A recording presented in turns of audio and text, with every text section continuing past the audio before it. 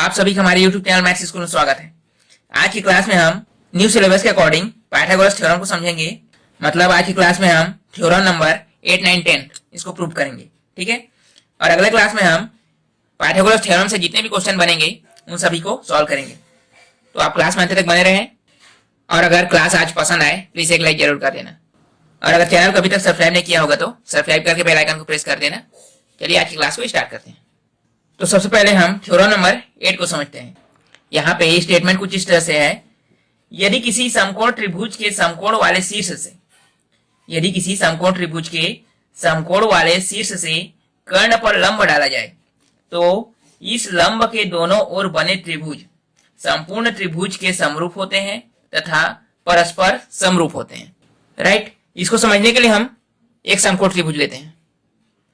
देखिए हमने यहाँ पर एक समकोण त्रिभुज लिया है, समकोण त्रिभुज, और यहाँ पर 90 के एंगल बन रहे हैं। राइट, तो समकोण त्रिभुज के बारे में आपको पता होगा, जहां पर भी 90 एंगल बनता है उसके सामने का जो भी साइड होता है मतलब भुजा होता है वो क्या कहलाता है? कर्ण। राइट, ये वाला ए सी जो भुजा यहाँ पर ये क्या कहलाएगा? कर्ण।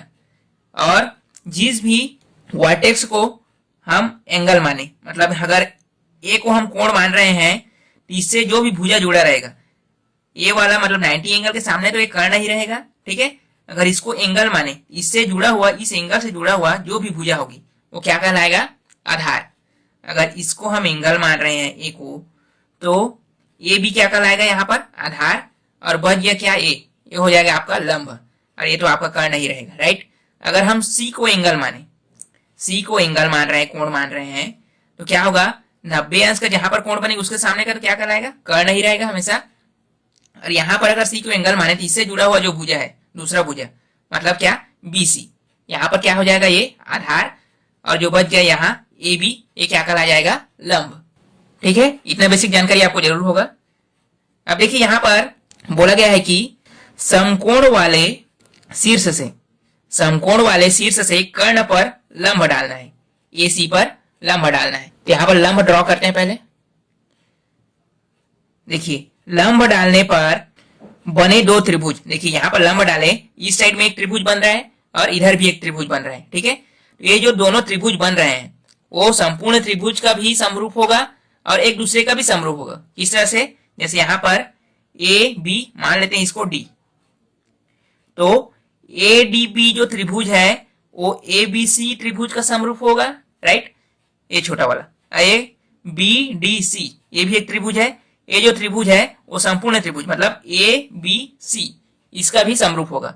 और क्या बोला गया है, यहाँ पर दो त्रिभुज बन रहे हैं वो संपूर्ण त्रिभुज का समरूप होगा, लेकिन परस्पर एक दूसरे का भी समरूप होंगे। कैसे?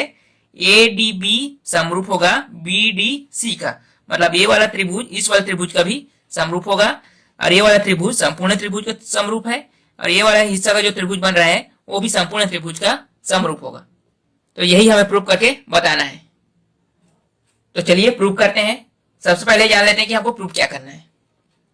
तो देखिए हमें सिद्ध करना है ट्राइंगल एडीबी समरूप है ए बी सी के।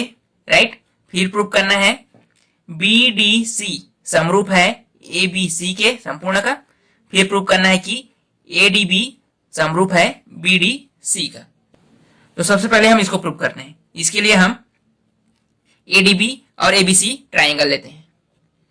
आप ट्राइंगल ए डी बी और ए बी सी में देखेंगे तो ए डी बी के लिए जो यहां पर एंगल बन रहा है ए, राइट, और जो संपूर्ण त्रिभुज है ए बी सी इसके लिए भी हम ए को एक एंगल मान सकते हैं। मतलब दोनों के लिए क्या है? कॉमन है।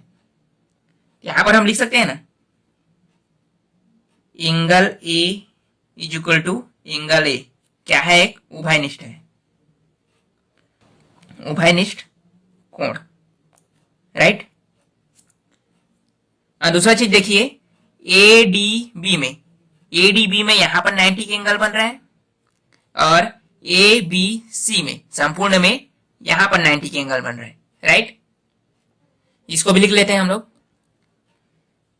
एंगल ए डी बी बराबर angle A B C, D पे और बी पे इतना का एंगल बन रहा है 90 का, दोनों 90 अंश का कोण है,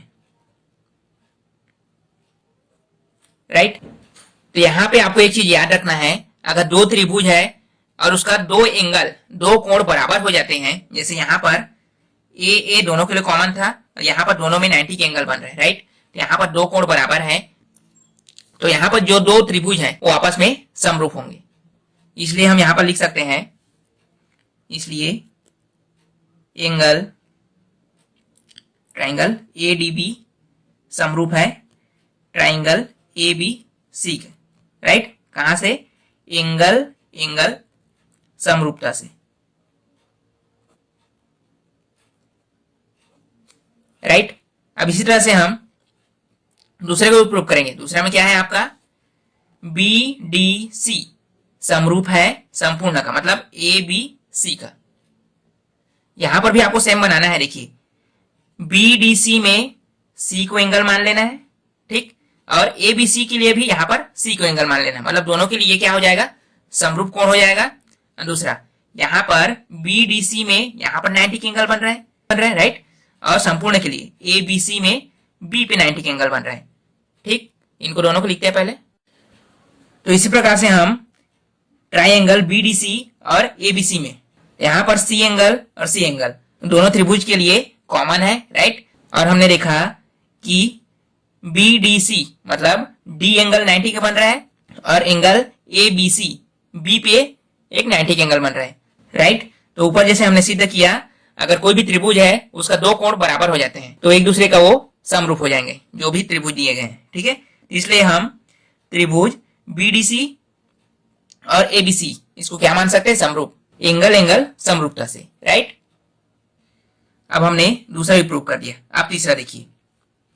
तीसरा को समझने के लिए आपको कुछ नहीं करना। देखिए हम एक चीज समझते हैं, यहां पर अगर ए बराबर है बी का, राइट, और बी बराबर है सी का, ए बराबर है बी का और बी बराबर है सी का, तो यहां से आप ए को सी के बराबर मान सकते हैं ना, क्योंकि यहां पर ए बी के बराबर है, बी सी के बराबर है, तो ए सी के बराबर भी होगा, ए सी के बराबर भी होगा, राइट। उसी तरह से यहां पर भी हम ट्राइंगल पे चलते हैं।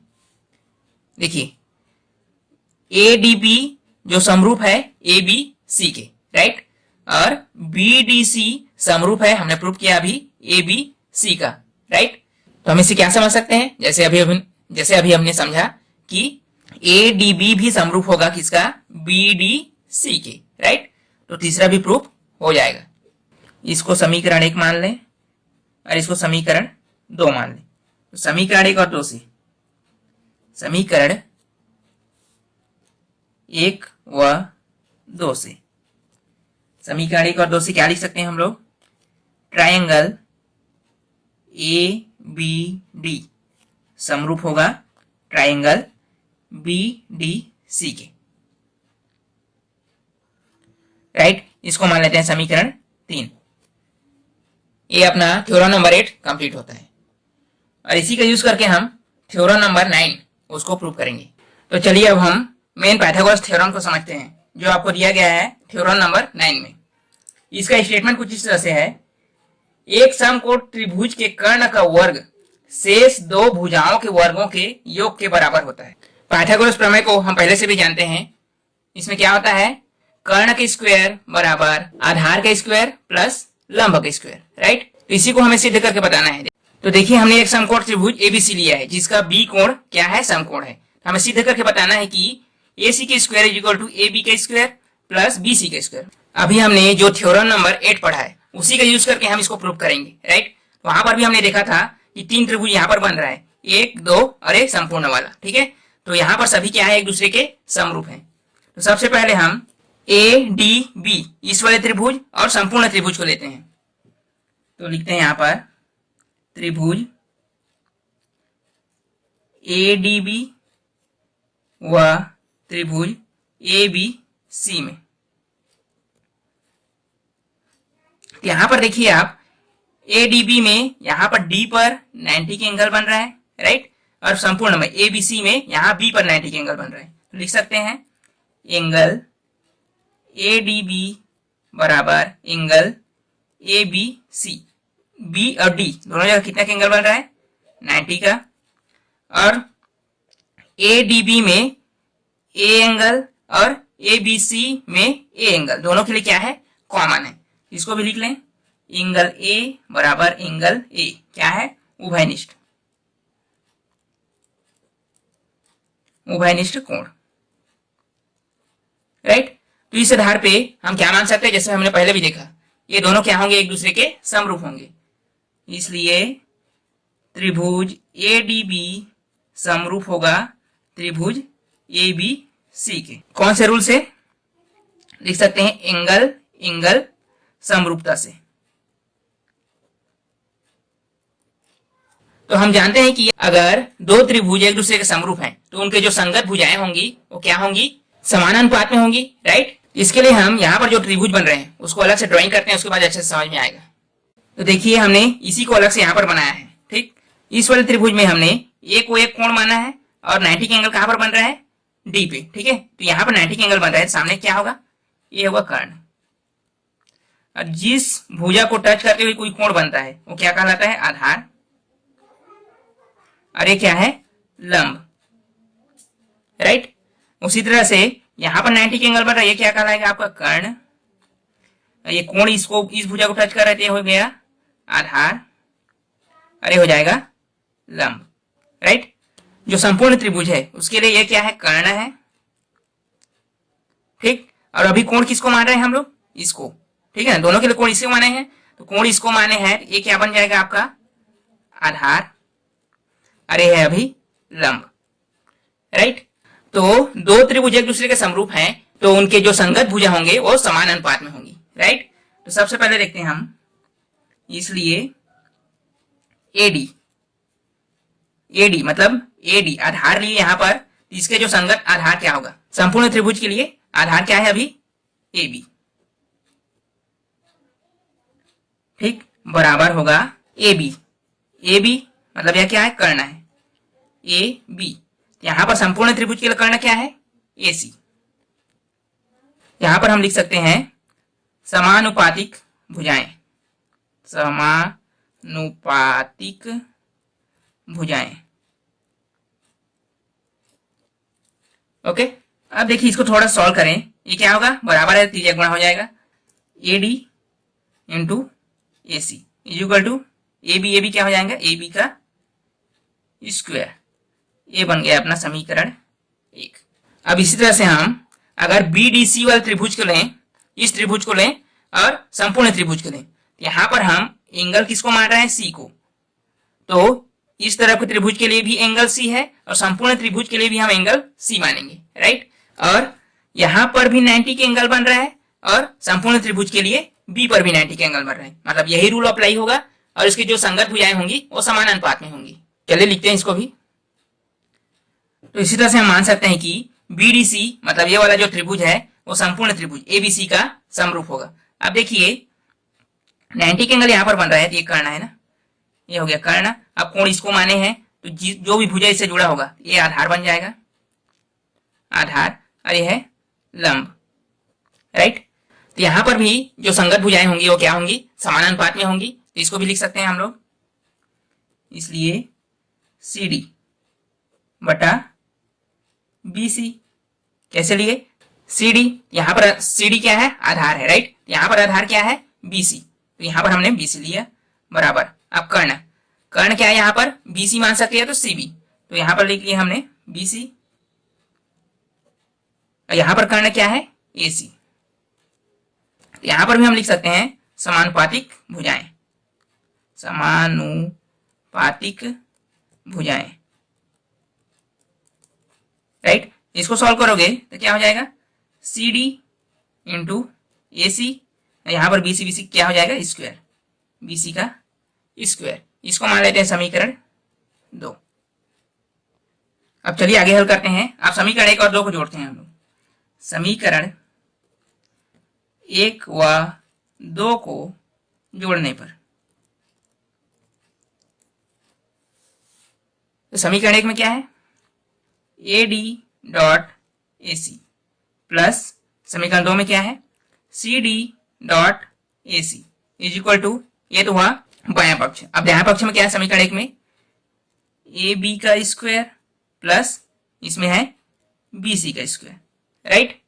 इसको हल करें तो देखिए दोनों में यहाँ पर ए सी दोनों कॉमन है, तो हम कॉमन निकाल लेंगे। यहाँ पर ए सी कॉमन निकला, यहाँ पर बचा क्या, ए डी प्लस यहाँ पर बचा C D is equal to A B का स्क्वायर प्लस बी सी का स्क्वायर।